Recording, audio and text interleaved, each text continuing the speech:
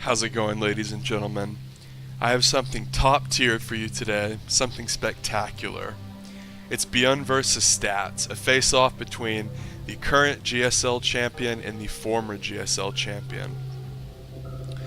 So spawning down in the bottom right-hand corner of Cactus Valley, the player who just recently won a GSL, it is Stats. A top tier guy, someone who is very versatile and can play almost every different style. He is someone new Protoss players should aim to learn from.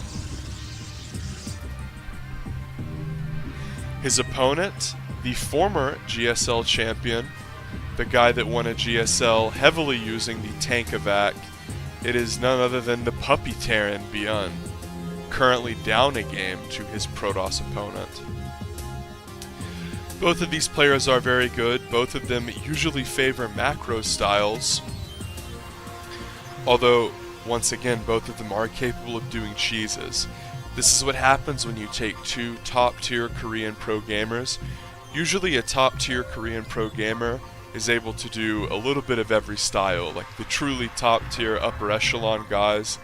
If you look at Maru, he's not afraid to do a cheese. He has very good Reaper micro. Same with ByuN. ByuN's not afraid to do proxy racks cheeses, but he has some of the best macro games in the entire world.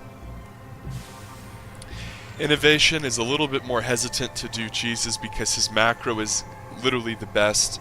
He is the best macro Terran in the entire world. But Innovation did do proxy racks builds in the finals in the GSL against Soulkey back in the day in Heart of the Swarm, so he's definitely not afraid to do cheeses in big games either. Both players are doing fast expand builds. Stats has taken double gas. His cyber core is about to finish. It'll be interesting to see which tech structure he elects to go for. Stats has displayed a lot of proficiency with Phoenix Adept, but he's also shown he's not afraid to go into Robo. I've noticed a lot of Protoss players who do like to go Stargate, they aren't really very good at doing other styles. Now that's significantly less true for Korean pro gamers, but some of the foreign Protoss players really rely on Stargate tech and kind of struggle to transition out of it into Robo. But it's not going to be Stargate this game, it's going to be Robo for Stats. I'm interested to see what kind of play Stats is going to go for. Sometimes you see people go for sort of an Immortal comp where they'll build 2 or 3 Immortals, sometimes a Warp Prism, and then they'll go into Storm. Sometimes we see Disruptors with Blink Stalkers, sometimes we see players tech straight into Colossi, sometimes you see players like Mechanic, they'll do double Robo, and then they'll go into double Robo Disruptor.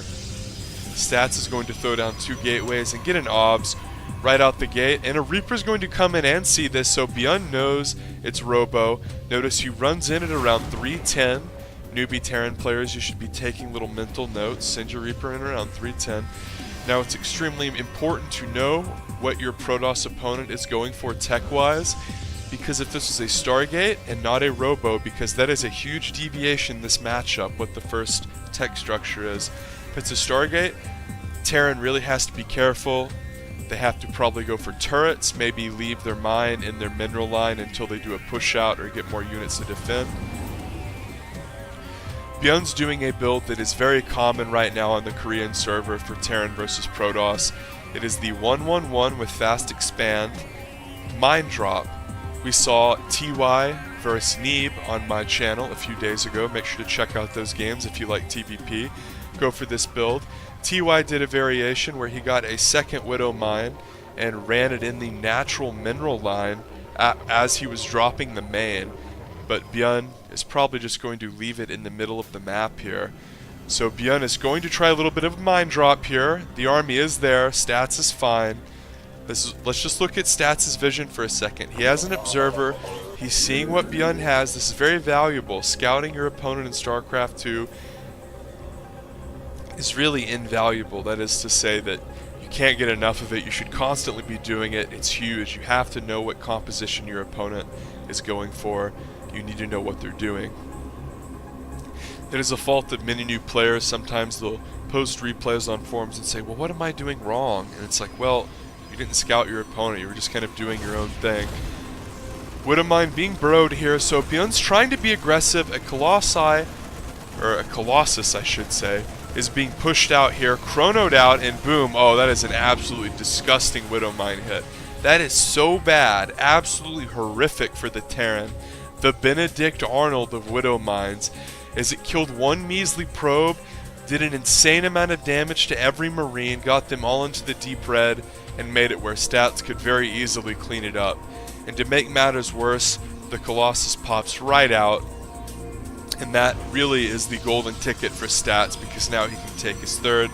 The whole point of the build that Stats did was essentially, I'm going to do a 3-gate Robo. This is one of the oldest builds in the book, the 3-gate Robo Protoss Expand build. However, it is definitely the legacy of the Void Edition, because he went straight into Colossus. He's going to Chrono Boost out Thermal Lance, a quintessential upgrade for the Colossus. Notice he's teching into Twilight, adding on additional gateways once he gets his third. ByuN is going for the standard follow-up for the Mine Drop, the 1-1-1 Mine Drop, which is the 2-base tank push. He's getting combat shields, he's getting stem, similar to what we saw TY do, although TY definitely got more of an advantage over Neeb in the mid-game than ByuN has gotten over Stats. Stats is very good at defending, and he's very good at predicting his opponent and doing macro builds. So Stats is going to try to defend his third. He just has one pylon out here. He's trying to build a second. No cannons or anything. Very common for Terran to siege tanks out here. The Terran player is trying to aggress in posture, but the build that Stats did actually hard counters the one that ByuN did. This 3-gate Robo, quick tech into Colossus, play super safe, chrono out Colossus, chrono out Thermal Lance, actually hard counters the siege tank play we see for ByuN. This siege tank push is actually very good against people who kind of do these half-hearted Immortal builds or get caught trying to tech into Storm, or sometimes even Phoenix Adept, if you can catch a few Phoenix or kill their Oracle and prevent them from doing Revelation on your army. Great scan there for ByuN. And ByuN is trying to take his third. He knows that with all these dandy little War of the Worlds laser beamers out here, it's going to be hard to push in and do any real damage. Notice these supply depots have been built at the corner of the base to give ByuN vision, and now he's dropping in the main. Good stuff here, burrowing a mine, always making it difficult to deal with whenever you burrow a mine. Newbie Terrans, whenever you drop, it's a little bit more micro to have to do, but if you can burrow a mine, it's beautiful stuff. And ByuN is dropping in the natural. This is textbook ByuN multitask. He's trying to make Stats split up everywhere.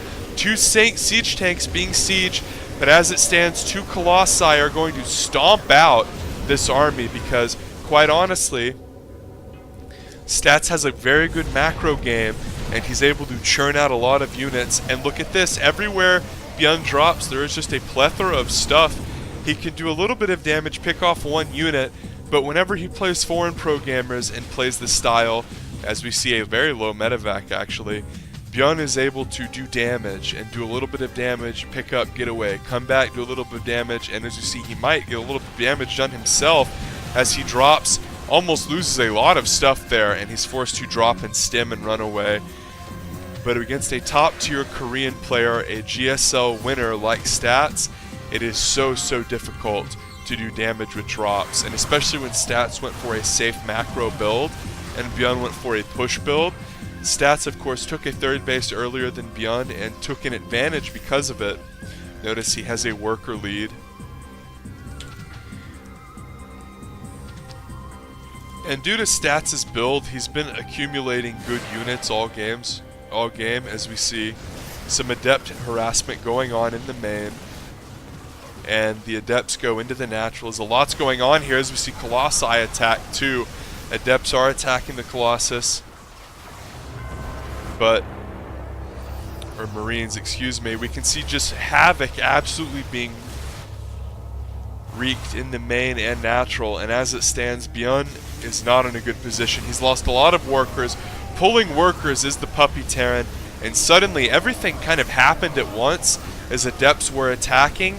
And ByuN pulls everything and narrowly holds, but 38 workers have died for ByuN. If we go to income, He has less than half the workers of the Protoss. Not much in the main, not much in the natural, a decent amount at the third. The Protoss is poking and prodding with Adepts. Now if Stats throws away these Adepts, he doesn't. He cancels the Shade, he starts to take a fourth, the fourth does get scanned. Double upgrades here for Stats. That is ByuN saving grace. This is 1-1. Now Adepts are harassing, they're going to transfer into the natural, and you cannot underestimate how many workers just 2 Adepts with Resonating Glaives kill. It appears as though the last engagement could occur by this 4th base. Scan goes down, ByuN wants to see, what do you have, buddy? The Adept Shades get cancelled, and so does the 4th base. And ByuN screams forward here. 2 force fields trying to buy the Protoss player time. 41 workers have been massacred here by Stats. 1-1 is about to finish. This is the linchpin of the game here for the Protoss player. If that can finish, suddenly the income disparity is really going to kick in hard, because the units for the Terran won't trade very well at all. DT Shrine on the way, and ByuN really looks like he's on a clock. Just like last game, even though he took a lot of worker damage, it looked as though he had a bit of life left in him, but all these macro advantages for Stats are going to kick in. The Disruptor Ball is out, lots of sentries here, blink forward, and ByuN does have the high ground advantage. Stats does have a better army. 2 more force fields come down here, and we can see Stats is going to do some Adept harassment. Oftentimes, whenever you're really behind and see your Protoss opponent kind of take a half-hearted fight like that, say, oh, I guess if I can keep taking fights, like, oh crap, there's Adepts in my base. And that's what happened for ByuN. As we see, Stats just took a 4th somewhere else after his 4th got cancelled.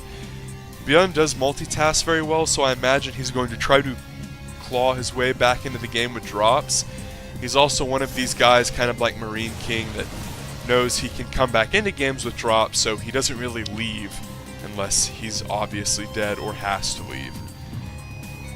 He's been down in supply for a hot minute, but I'm not trying to say that ByuN's completely dead, because he is climbing back in workers. And notice ByuN did a scan here. I don't really know why. He had units right here. He just could have ran over and checked. ByuN is pumping more bio. 2 medevacs just finished, and this is going to be bad. 1-1 meant that Stats traded even. 2-2 meant that he's going to brutalize his opponent. So if Stats can just delay, ByuN really has to attack right here, because he has to kill this 4th before 2-2 finishes. And Stats knows that he doesn't really want to fight until 2-2 finishes. ByuN, oh, he might even get to 2-2. Wow! This could be game-changing. As you see, the 4th base dies. Adepts are wreaking havoc. A lot of things are going on at once. The 2-2 does die. Nothing finishes at all. We can see the evidence right there, plain as day. Hands up, don't shoot, Kappa Kipo. And it looks as though the 3rd base might get aggressed upon, as ByuN is going to stim over, and force fields are going to go down. A lot of SCVs are going down. This is really brutal for both players. They're both taking an insane amount of damage, as ByuN has kind of put up his Liberators here, his cross to die on, as it were, and the scan goes down, kills the D-Tizzles, and the Blink Stalkers, even though they blink forward, they do get hammered away. But pretty much all the SCVs have died here, and as it stands, the 3rd base is in dire straits. The Protoss player is actually losing in supply, and that 2-2 was huge, because if it had finished, it was only about 10 seconds away. It was being chronoed. If it had finished, wow, this would have been a completely different fight, because the more units attack as far as rapidity goes, there's the GG, as Stats has to tap out, the more important it is. So upgrades are very important against and for bio. So a 1-1 advantage with both attack and armor would have just been huge for Stats, and I think that he would have been able to win those little engagements, or at least hold even and make ByuN pick up and try to run away as he dealt all that damage. But ByuN did a great job of the classic Terran maneuver of huge push at one location, drop with Marauders at another, take out important buildings. That's textbook stuff, and ByuN really did his best to come back into a game where he had less than half the workers of his opponent. If you like this series, you do not want to miss the subsequent games, So you want to subscribe to this channel and click the bell so you get notified when the next games come out. And I don't upload a bunch of stuff, so don't worry about getting spammed. And if you are already subscribed, favorite this video, tell me how much you like ByuN, tell me what you think of stats, and make sure you leave a like rating on the video as well.